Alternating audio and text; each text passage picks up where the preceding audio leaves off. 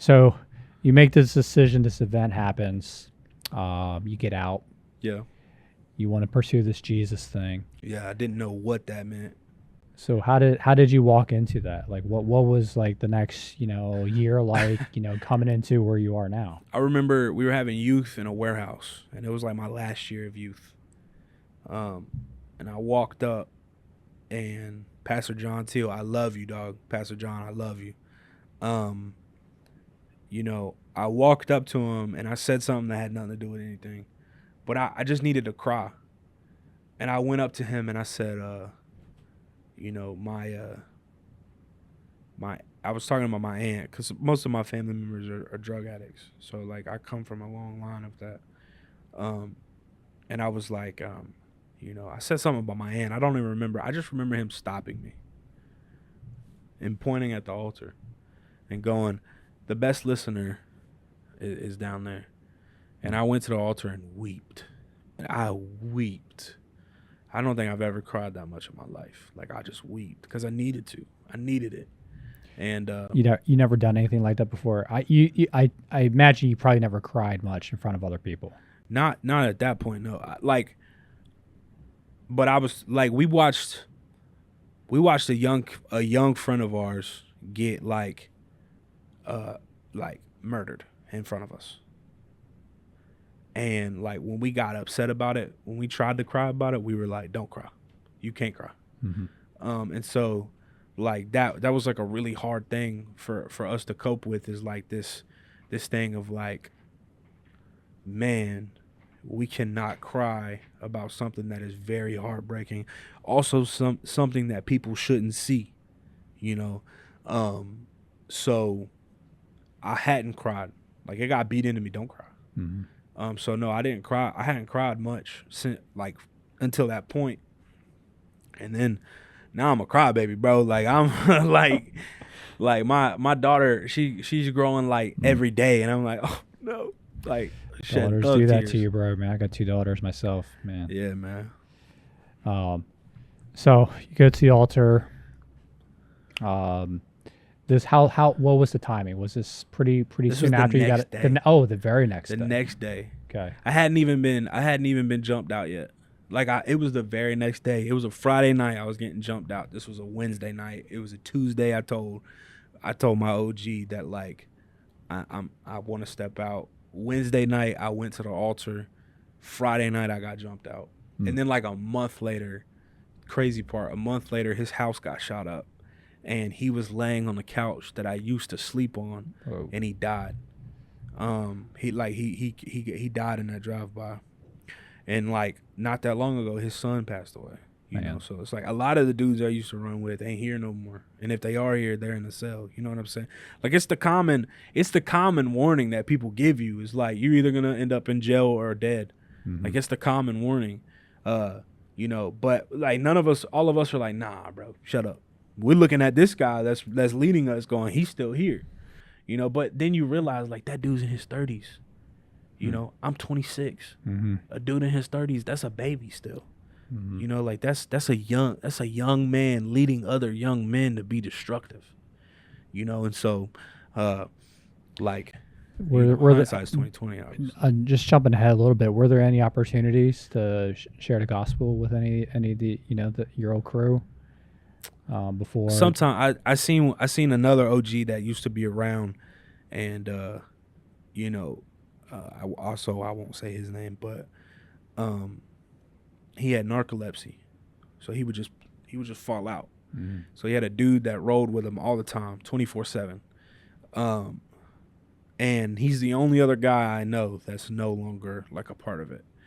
And I seen him in a restaurant, and I walked up to him and I said, "What's up?" to him, and I asked if I could pray with him, and he let me. So, I mean, that's the only thing I can really recall, because like I got cut off, so it's like I can't really, it is what it is. It sucks, but like I gotta respect the call, right. So you get jumped out. Yeah. How old were you? Like 19? Like 18, 19, 18, 19. Like 26 now. So man, it's not even really that long ago. No, it wasn't that long ago. That's crazy. And now you're married. I know you adopted or your wife adopted sister. And, me and my wife adopted her sister, and my wife had a daughter when we met, and now we got another daughter on the way. Awesome. Yeah. So, what was like how, now you need a new community, right? Yeah. So you had this brotherhood. Yeah. You had community. Yeah. Wasn't the best community. It wasn't the right community, but you were shown love. All the while, the people in my church never knew this about me. My granny, probably if she watches this, never knew this about me until now. Like, I kept it so close to the chest because I was again, there was like this code switching, and like there was this thing. There was like this facade I had to keep up with my grandparents. And so, Granny, I love you. If you're hearing this, I'm sorry. But, that's just what it was. And so, like, mind you, I come out of this, nobody at my church knows. I'm all beat up. I miss a couple weeks of church, and then I come back. Mm-hmm. But nobody at my church knows this. I just come on Wednesdays.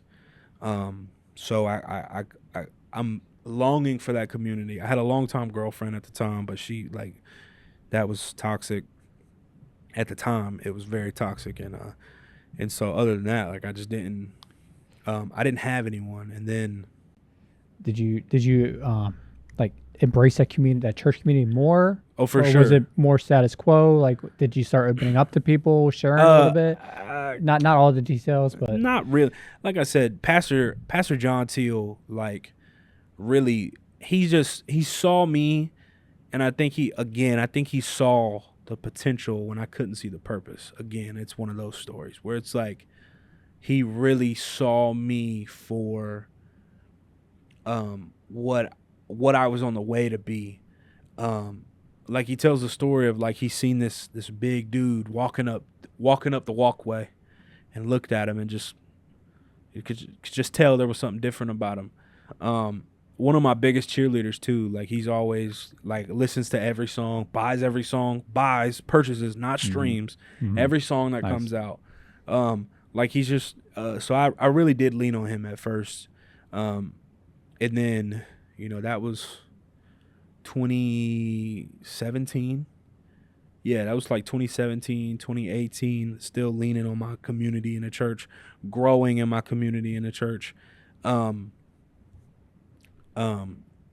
also, like, growing. So I ended up, like, 2019, I had to get out of my grandparents' house because a lot of my family's on drugs. So my aunts, like, were freaking out. All this stuff was happening. I was in college trying to do midterms. My aunt's like 4:00 in the morning running around with a shotgun because she sees clowns in the woods. Like, it's crazy stuff. Like, I won't even get into it.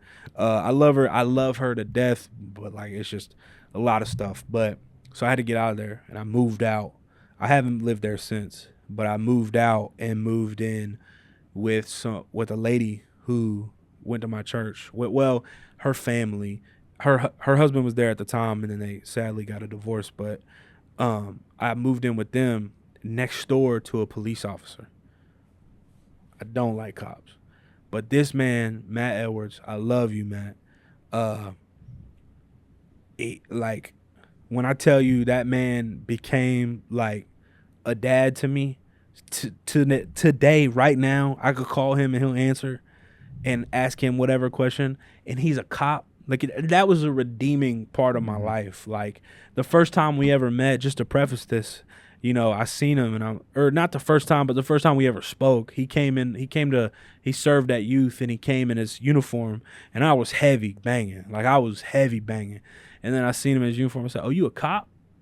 And he was like, "Yeah, that okay with you?" And I was like, "Yeah, whatever." But to this day, like, he's still like a dad to me, because somehow I ended up moving in right next door to him, and I was at his house. I lived over there more than I lived at the house that I lived in. So yeah, like, the community was very redeeming for the years that after that, like God put key people in my life, that not only key people, but key men in my life that that was able to heal some of the wounds that I was having. Yeah. You know what I mean? Yeah, man. Praise God. Praise God. Real interviews, real guests, no actors. Real talk, get prepared for free factor.